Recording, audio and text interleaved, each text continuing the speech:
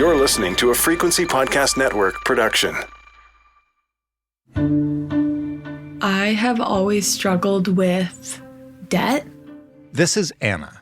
She's in her late 20s, working as an urban planner in Burnaby, BC. When I first got my credit card, near the end of university, I had a $1,000 cap on it. And I really liked it because I would hit 1,000 and it didn't feel good, but at least it was just $1,000. That's so doable. I can pay it back eventually. It's fine. And then in the last several years, my bank has offered me almost annually now increases on my credit card. And then as COVID hit, things were tighter. I went through a thing with my family and I just wasn't able to work for a bit. And it became easier and easier to rationalize taking these increases on my credit card. And so now slowly, because now my cap was at 2,000, that was at 4,000, and it has built up to a cap of $9,000. And I now have $9,000 in credit card debt. Anna reached out to us because she's been struggling to keep her credit card spending under control. And sure, sometimes it's because she's using it to live outside her means, but at other times, she just needs to cover the cost of living while she waits for her next paycheck. And so what I'll do is I'll relegate all of my spending to my credit card so that I know I have enough for rent in my checking account. And so it becomes the fallback when I'm feeling financially squeezed. But then it also hurts me more because I get dinged with all of these interest charges, late fees, etc., because I'm not keeping track of how I'm using my credit card and I'm using it recklessly. Anna knows that she's only going to go further into debt with this approach, but she's also having a hard time taking it as seriously as she knows she should. I kind of write it off as oh, well, a lot of people have debt now. I have a number of friends who have gone into credit card debt and paid it off. I know a few friends who have had way more debt than me on their credit cards, $14,000, $40,000. And so in my mind, I'm you know what? I'm still under 10. I'm not happy about having it, but I think I'm still under this illusion that it almost isn't real. Despite all of this, Anna is trying to get her credit card paid off. It's just not working. I've gotten to this point where the average owing on my credit card is building year by year. And I'm scared that it's going to become, I'm scared I'm going to get to a point where in a year or two, I'm crossed over into 13,000 or 18,000. And then it'll feel like I can't get out of it. Okay, forgive me for this, but Anna has reached her limit when it comes to credit card debt. And she is not alone, whether it's to pay for a trip abroad or just the bill for a grocery trip down the street. More Canadians than ever are relying on credit just to get by.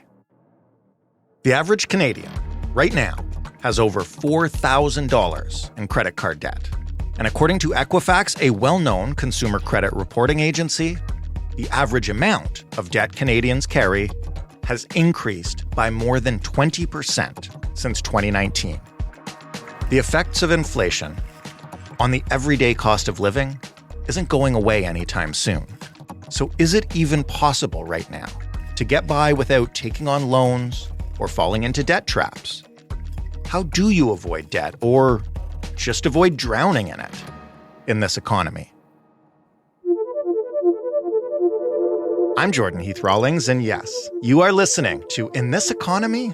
It's a show that helps you understand the systems behind our money problems, from grocery bills to mortgage renewals, to cars and weddings and babies and, yeah, all that debt sitting on your credit card. In every episode, I talk to a person like Anna who is facing a financial challenge, and then to an expert who knows how to deal with it. This is a person who can explain not just the factors behind the problem, but can offer, if not perfect solutions, then some options, some tricks, some tips, some things you can do to get to where you're going, even in this economy. Listen, we've all done it. I know I have, and if you tell me you haven't, I'll expect you come from money. Some of us are doing it right now, and others are living with the results. Yeah, I'm talking about whipping out the credit card to buy something when you know you don't have the money to pay for it. Do we know, when we do that, how much it's actually costing us? Tori Dunlap doesn't think so. There's a lack of education about debt, about how loans work, about all of the restrictions and the features of each kind of loan. Tori is the founder of Her First 100K, a financial education company aimed at young women. She's the author of Financial Feminist and hosts the Financial Feminist podcast. In research for my book, Financial Feminist, I actually discovered that the vast majority of women who are in debt because they don't understand how a loan works. And that's not, of course, because they're stupid, but it's because no one told them. No one taught them the difference between principal and interest. If you go into a store, a lot of store credit cards are branded as rewards cards. They don't understand and realize that these are actually credit cards and that you can go into debt for them. So that's the first thing. Do you have a 2-minute spiel about how loans work? Just in case somebody is listening to this and is like, oh, shit, that's me. So a basic loan is made up of a principal and an interest. Principal is the original amount of money you took out. So if you put $1,000 in a credit card, that is your principal. That is the original amount of money. If you take out a mortgage for $200,000, right, the principal is the original amount of money. The interest is basically the cost of that loan because they're not going to just give you money for free. So the interest can sometimes compound in a simple way. And I mean, that's literally what it's called, is simple interest.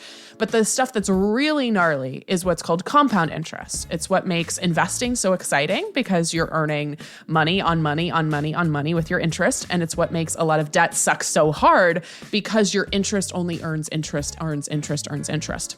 It's why I get tagged in a TikTok every other week about someone who has been paying off their student loans for 5 years, yet owes a larger balance than when they started because that interest continues to accrue. So how do we pay off debt? It's actually shockingly simple. We do everything we can to not only contribute our monthly payments or our normal everyday payments, but also contributing extra money towards not the debt in general, but towards the principal specifically. Because if you can lower the principal, you're paying less in interest. This is how you're able to pay off debt faster, because if you have less money to begin with, well, it's charging less interest, it's earning less interest on that interest, and that's how you can get out of debt quicker. Illiteracy is one easily correctable, thankfully, reason people find themselves in debt. What are others? Some are, we should acknowledge this here as we often do on this show, some are beyond people's control. Oh, completely. I mean, I say this in my book. We were told often that going into debt was a necessary part of our lives, right? Mm-hmm. Like, I'm American. We have a huge student loan crisis, obviously, trillions of dollars of student debt here in the United States. Yet we're told like that is what you should do, is you should go to college and get a degree no matter how much it costs. And often debt is actually a necessary part of life, yet we feel all of this shame for it. The average person, in order to accelerate their life by getting a degree, by purchasing a house, by starting a business, will have to go into debt to do that. Yet we do feel this shame. So to your point, I think circumstances, of course, and systemic oppression play into this in a massive way. That's the largest part of the personal finance equation. It's not your personal choices. It's all of the systemic issues you're facing. But also uniquely with debt is there's so much shame and judgment around it. I have my nemesis in the United States, Dave Ramsey, right? His number one thing, it's like, debt is awful. You must pay it off immediately. And like, you can't do anything else. You can't have fun if you have debt. You can't go out to eat. You can't do anything nice for yourself. And that contributes, I think, to this feeling of, well, if I have debt, I'm just not going to look at it. I'm not going to acknowledge it. I'm not going to make a plan for it because I feel so much shame. So if that is you, know you're not alone. We actually have a term in the personal finance community for it, and it's called the ostrich effect. You bury your head in the sand. You act like your problems don't exist. And that is a totally understandable conclusion to the dilemma you're facing, but not the most healthy. So yeah, definitely circumstances, of course, as well as just the shame and judgment. And I would say lastly about debt, the compound interest. Like, it's so hard to take out a loan and then to feel like, okay, I'm doing what I was supposed to do. You know, I got my degree, or I'm, again, purchasing a house, or maybe, yeah, I did go into credit card debt, but I needed to do that. And then suddenly now 6 months, a year, 5 years later, I'm in more debt than when I started. Yeah. And it's like a shame cycle. You feel bad because you're in debt. You feel bad because you won't look at it. It makes you feel worse. And then it just keeps going over and over and over again. Right off the top, we talked about credit cards. I mentioned not all debt is created equal. Yeah. I don't know if you keep a running ranking in your head of them, but can you just outline the typical types of debt people find themselves in, and which ones do people really need to watch out for? Yeah. So again, I know my United States numbers, and I imagine they're very similar. The average student debt in the US for interest rates is anywhere from 4 to 5%. Mortgages, depending on the time, right? We're looking at, as of this recording, about 7% interest, Not great 8%, right now. right? But usually they're like 3 to 4. So that debt is more manageable just in terms of interest rate. But it's also debt that tends to be a higher principal, right? You're not buying a $40,000 house, most of us, right? Not in Canada. Yeah, I live in Seattle, Washington, where, you're not getting a 2-bedroom, 2-bath for less than $900,000. Like, that's just not happening. I'm in Toronto, where the average home price is $1.2 million. Oh yeah, crazy. So yeah, we're looking at a more manageable interest rate typically, but we're looking at a larger amount. You're looking at, a significant amount for student loans. You're looking at a significant amount for a mortgage. So depending on how you classify that debt, for me, it's really about the interest rate of like, how bad is the debt? It's about interest rate. So that's more manageable. Where we start to get really sticky is credit cards. The lowest credit card interest rate you're going to find is 15%, but the average is like 21, 22, sometimes all the way up to 30% interest. So you can imagine if I put purchases on a credit card and I'm not paying them off and they're accruing interest, how much of a hole you end up digging for yourself, especially if you continue putting purchases on a card that you can't afford. It's just compounds and compounds and compounds to the point where it's just a really big number for a relatively small amount of principal. As you were saying that, I realized that I actually have no idea what the interest rate on my credit card is. Most of us don't. Now, for me, I couldn't tell you either, but I use credit cards as debit cards. Yeah. So for me, actually knowing my interest rate doesn't really matter because I'm not going to go into debt. This is why I talk about in my book and on my podcast, like the importance of an emergency fund. And actually, even if you're in debt, it's important that we save an emergency fund first so that we don't go into debt or go into more debt trying to pay for an emergency. Because what I see a lot is people who get laid off, or they have some sort of medical emergency, or their cat gets sick, or they have a flat tire and they don't have that emergency fund saved. Well, where are you turning to? You're turning to credit cards. And although they're a really great resource, if you can use them responsibly, it's like a tool, right? It's like a knife. This knife can cut you vegetables, but if you misuse it, it can slice your finger. So it's really, really important that if you do have a credit card, you're understanding how to manage it responsibly, which means on time, in full payments, not just paying the minimum balance, not keeping a balance month over month, and having that emergency fund saved so you don't have to go into credit card debt, which is some of the most costly debt if you have, this unforeseen circumstance. Has it always been this way, especially around credit cards? Have they always been seen as a tool that can go both ways? I feel like debt of all kinds, but especially just putting it on your credit card, has become increasingly normalized. And I wonder how we got here. Yeah, I mean, credit cards are a relatively new thing. 1970s, 80s, 90s started becoming more popular.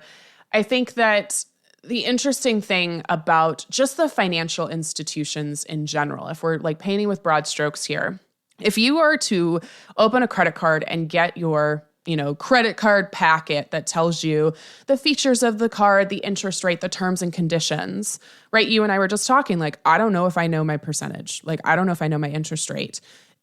My not so conspiracy theory is that they do this on purpose. They make this extremely confusing. It's extremely fine print. One of the things I discovered from my book and my research was, especially again in the United States, college campuses allowed credit card companies to just come and set up a booth. There would be like a day where it was like basically credit card day. That's where I got my first card. I got a free, I think I got a shirt for the local sports team. I signed up and I got my card with $1,000 limit, which I absolutely did not make enough money to afford. Right. So they really brand credit cards in a way that's sexy and exciting depending on who you talk to, right? If you're talking to college students, it's free stuff, right? Like, I want free stuff. I want a Frisbee. I want a shirt. I want a free meal. Great. I'll sign up for this card. I don't understand what it means, and they're not really explaining it to me, but that's fine. I interviewed a ex-employee of Victoria's Secret. Perfect example of a company that is not unlike most retail companies that literally pays its employees a higher commission or incentivizes them to earn a bonus for the amount of people they get to sign up for their credit card. And only just recently have they been branding it as they should, as a credit card. For many years, it was what they called an angel card, which was like a rewards card, but it was, again, a credit card. So like, the not so conspiracy. Is that a relatively new thing? Sorry to interrupt you, but is that a relatively new thing? Like, companies, every company now has one. Up in Canada, a very famous one would be the Hudson's Bay Company, which has the Bay card. I think it's just, we're hopefully starting to see through more of the BS. Like, I think that this has been going on for a while, and companies have had to get sneakier and sneakier. And this is where, again, where we were talking about, like, systemic oppression and policy change needs to happen. We've seen in the United States a lot of policy change around, like, your terms and conditions must be really clear. Everything needs to be on your website. Everything needs to be in these sheets in, like, easy to read, understandable English. But we still have a long way to go. So this is, again, like, I started this conversation with saying the average person, and especially the average woman, does not understand how a loan works. Like, that, just even looking at that, you can understand why this is happening, why it's so easy to go into debt. And also, it's just fun and exciting, right? If you're living a very, like, YOLO life, It's very easy to just be like, oh yeah, I'll fly to Cancun. I'll just put that on my credit card. Like, it's very, very easy to get into that mindset without fully understanding the consequences. And I want people to live a beautiful life without deprivation, where they get to go to Cancun, but they're not drinking a pina colada on the beach with a side of guilt, right? Or a side of, oh my gosh, how am I going to actually pay for this when I get home? Like, the goal is to still get you to wherever you want to go and do whatever you want to do, but without that, like, little voice in the back of your head that's going, but I can't afford this. Like, that's the goal.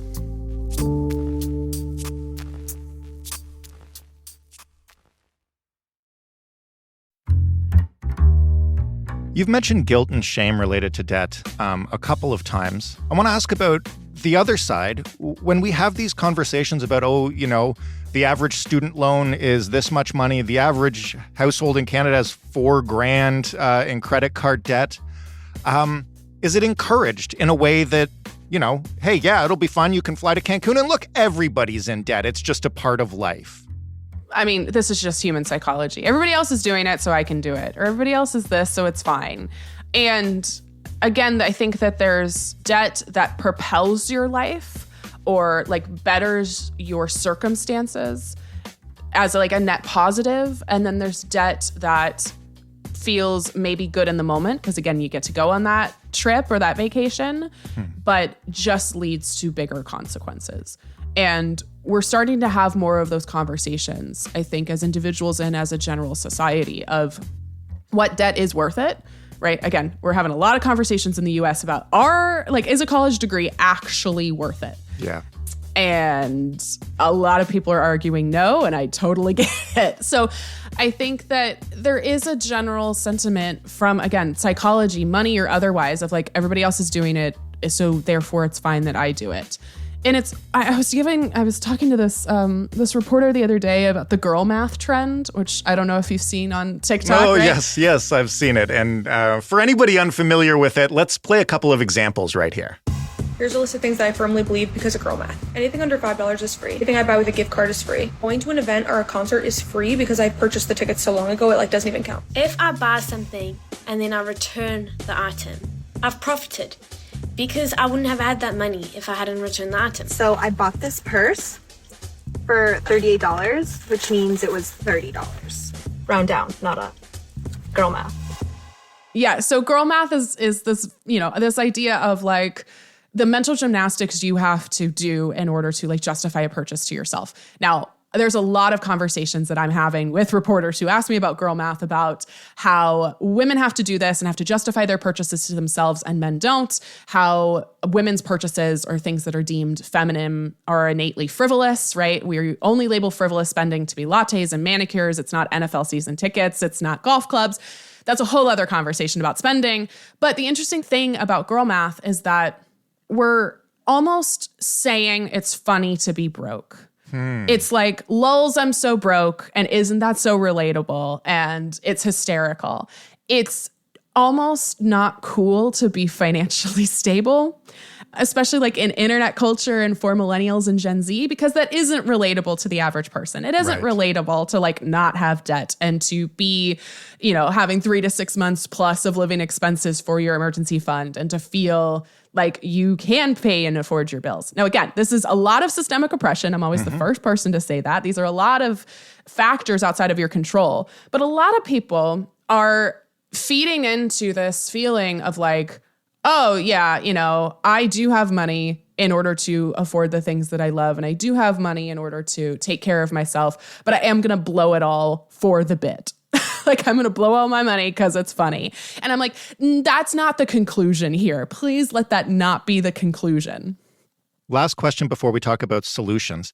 How do financial companies and businesses in general use that attitude you just described to encourage people to take on debt? And one of the things that keeps coming up as we talk about new forms of debt are those micro purchases you can make where you're going to buy a $200 sweater and all of a sudden this little button pops up and says, you could just pay it for 4 payments of $49.99. I literally just went and got a new phone yesterday. I've had a phone since 2020. I need a new phone. And of course, you know, they're like, hey, you can pay this, you know, you can buy this brand new iPhone.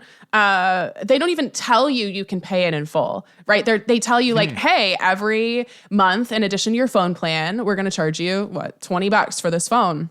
That's the default setting. Now, they don't charge interest, but a lot of these other companies, if you don't make your payments, right, they're going to charge you interest. Yep. If you go and buy a sweater at X company, right, just to your point, the sweater's $100, $200, it'll say, oh, but do you want to make 4 payments of $20? How about that? And no, there's not going to be interest, but there's interest if you don't make your payments.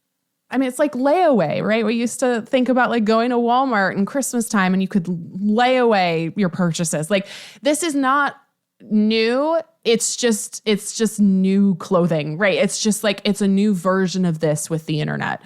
If it seems too good to be true, it probably is. It probably has some sort of catch. And this is, again, where it's really important. I know it's really boring, but it's important to read the fine print before you make any sort of financial choice. If it seems too good to be true, if your gut like tings a little bit, it's probably too good to be true. What should somebody do if, like our listener, Anna, who has over $9,000 in credit card debt? Yeah. They're listening to this. They felt the guilt and the shame. They kind of understand how they got in this mess a little better now. What do you do when you're ready to start getting out? There's got to be a place to start. It must feel insurmountable. So for Anna and anybody else listening that feels like, oh my gosh, I'm drowning in debt. I don't know how to move forward. First thing, and it sounds fluffy and touchy-feely, do everything you can to release the shame that you have around debt. This feeling of like, oh my gosh, I'm so stupid. I got into debt. I am a bad person if I have debt. I talk about this in my book as one of the narratives that gets perpetuated. Like, I am a bad person if I have debt. Your self-worth is not your net worth. It's okay. You either made this choice because you thought it was the right thing to do, or because you didn't know, or even you just thought, oh, I'll figure it out later. And beating yourself up even more is not going to do anything. It's only going to make you feel terrible. So release any of that shame and guilt. As a like subset, part 1B to this or 1A to this, I would say as well, don't feel like just because you're in debt that you have to completely hate your life until your debt is gone. You're allowed to still do things that bring you joy. Diets don't work. 98% of diets don't work because the more you tell me I can't have fried chicken, the more I want fried chicken. And that's not a willpower thing. That's not a how badly do you want it thing. That's literal psychology. So if you do want to get out of debt, the focus here is progress, not perfection. It is not all or nothing. You will spiral, you will spin out, you will likely not pay off your debt if you try to go cold turkey of like, I'm never spending any money on anything I love ever again. In terms of the how to paying off debt, like I said before, it's actually shockingly simple. The how is simple. The consistency is what's hard.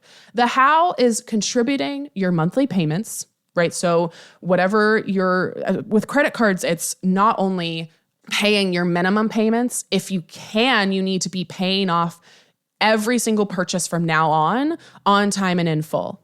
And then if you do have extra money, you need to call up your credit card company. I have a script for this in my book, and you need to ask them, how do I contribute to the principal of this debt? As a reminder, again, the principal is the original amount of money you took out. And if you lower the principal, you're lowering the total cost of your debt. Companies make this difficult for you. I had a car loan, and I remember sending in an extra $50 because I had it one month, and it just made next month's cheaper. It took my, let's say, $400 car payment to now $350, but it didn't actually do anything. It didn't lower the cost. And when I called them up and said, how do I contribute to the principal? They were like, oh, you have to send a check to this random PO box in Iowa, which for geographical reference is about a 5-hour flight from where I live. And they're like, you have to send an additional check to this separate place. Now, they did not tell me that until I called. This is, again, the BS of companies trying to keep you in debt because it makes them more money. So you need to call and be very specific. How do I contribute to just the principal of this debt? And they should tell you. Then with any additional money, you're either going to send that check or you're going to click that box when you're making online payments and be very specific about where that extra money goes. And that's what we're doing. That's what we're doing until we get out of debt. Now, again, there's going to be months and maybe even full periods where you can't contribute any extra money. That's okay. The goal is making good decisions, as many as you can from here on out. It's a lot harder to dig yourself out of a hole if you're still putting sand in it. So again, this is why we're making our full payments on time as we progress and contributing extra money to the principal if we have it. It sounds like there are no shortcuts here. No. However, I see shortcuts advertised. Yes. Lots of times I am on public transit here, and one of the incredibly ubiquitous ads is to get out of debt. Call us, we'll help, we'll take you out of debt, you just pay us. I think the way it works is they promise to consolidate all of your debt and then you just pay them rather than paying your student loans, your credit card, your car loans, et cetera, et cetera. Is that a good deal? How does it work? I know you're going to say read the fine print, but just in general. Great question. Yep.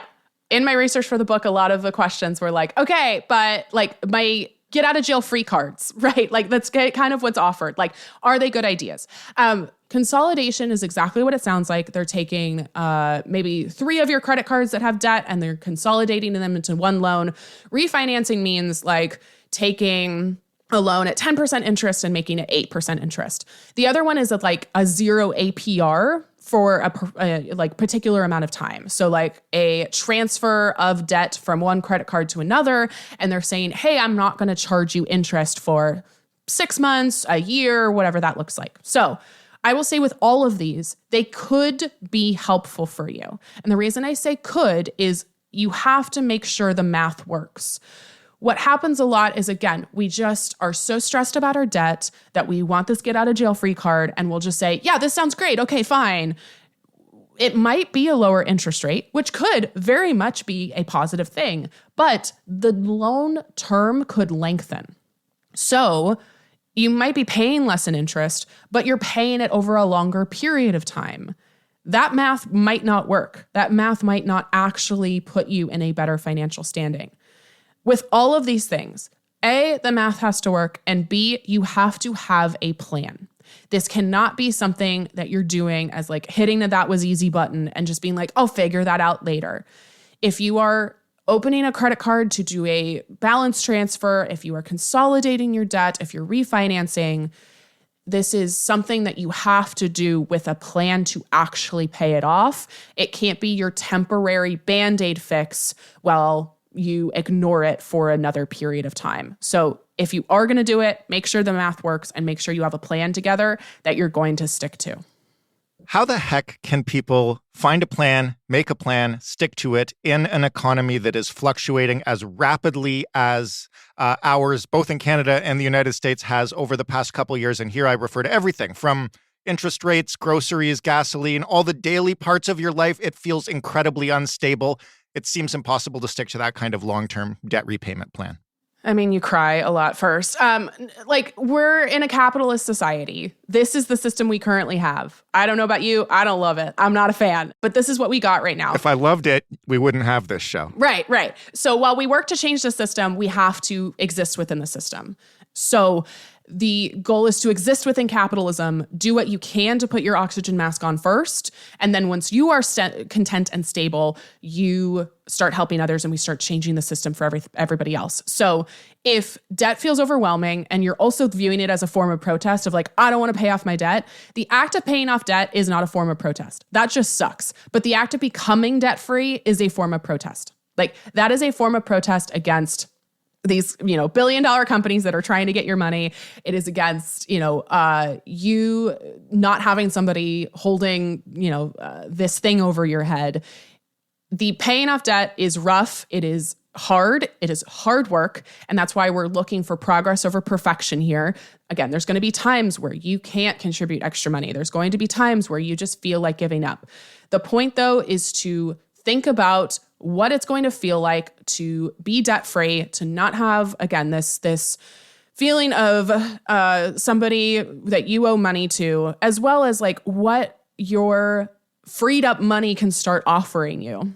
If you're not sending in this amount of money every month, what can you do with that money instead? Can you save for a house? Can you take a vacation? Can you start a business? Can you donate to causes you believe in? Can you move into a slightly nicer apartment? Like, the goal with getting debt-free is to have options, just like anything personal finance. So if you can start picturing your life debt-free and work backwards of this is how it's going to feel, this is how my life is going to change for the better, and then I'm going to create a plan to get there. Maybe I can do it in 6 months. Maybe it's going to take a couple years. That's okay. That's pretty normal.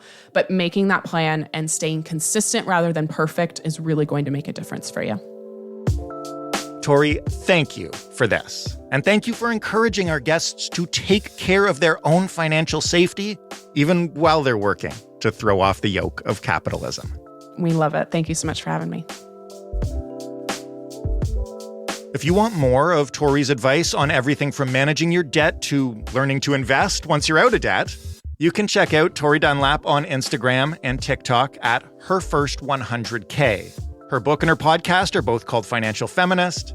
They can be bought wherever books are sold and listened to, you know this term, wherever you get your podcasts.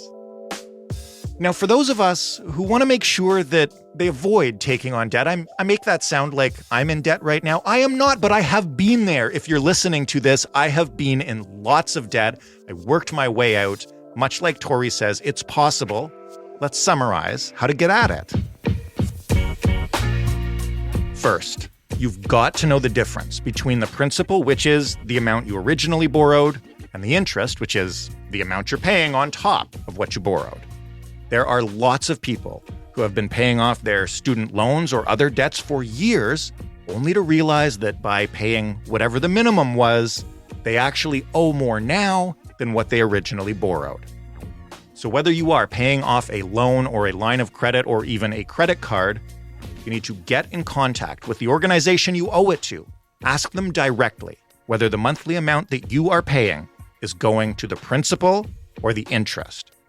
They might try to make you jump through hoops to start paying off that principal, but it is worth it, and in fact, it's the only way to get out of the red. Second, the real key to getting out of debt is a good repayment plan. Do your best to make your payments on time and in full, and steer clear of keeping any owing balance month over month. This will help you avoid paying a lot of money in interest, if you can pull it off. But if that's not possible, the next best thing you can do is, again, continue to send your monthly minimum repayment on time. For those who sometimes miss deadlines, try setting a calendar reminder, or if you know you'll have funds at a certain time of the month, skip that and set up a monthly auto transfer at that time. Do whatever it takes to save yourself the anxiety of missing these payments, because you're going to get dinged every time you miss one. It's going to make you feel like you're failing, and you're going to go further into that debt spiral. Last thing, for those of us who have the bad habit of using our credit cards for non-necessary purchases or even spur-of-the-moment out-of-budget things, there is a way to avoid that. Take that credit card information off your phone, off the autofill on your computer. Anything that will allow you to impulse buy something you don't need or can't afford, make it harder for yourself. Make yourself have to jump through hoops, the way the companies do when you want to pay off the principal. They do it because it works. And listen, debt is unavoidable. Debt sucks. Do what you can to protect yourself from it. But also, please, if you made it to the end of this episode, cut yourself some slack when you need it. You still got a life to live, and you can handle it. Thank you again to Tori for sharing her tips and her understanding for those struggling with credit debt. And thank you, Anna, for opening up and sharing your money problem with the team. This stuff is not easy, and we appreciate it. If you have a money problem, even if it's tough to talk about, we want to hear from you. I hope you know by listening to this episode that we will find somebody empathetic to talk with about it. You can email us anytime. The address is hello@itepod.ca. You can also call us and just ramble, talk it out. If you do that, make sure you leave us the information to get in touch with you. Otherwise, it's just something for us to listen to. We don't need your real name. We do need your real numbers. The phone number for calling us to leave a voicemail is 416-935-5935. If you want to find us on social media, we are on both Instagram and TikTok at In This Economy Pod. If you want more of this show, if you want to share this show with somebody who could maybe use it or might just enjoy it, we would be extremely appreciative of that. If you listen to podcasts at all, you know that you can do that by liking, by rating, by taking the time to write out a review, by subscribing, by following, by doing whatever your favorite podcast app lets you do. I am your host and executive producer, Jordan Heath Rawlings. This episode was written and produced by Ali Graham. The sound design was done by Robin Edgar, and the story editing by Stephanie Phillips. Mary Jubrin is our digital editor. Diana Kay is our manager of business development. Together, that's us here at the Frequency Podcast Network. Thanks again for listening. We'll talk to you next week on In This Economy.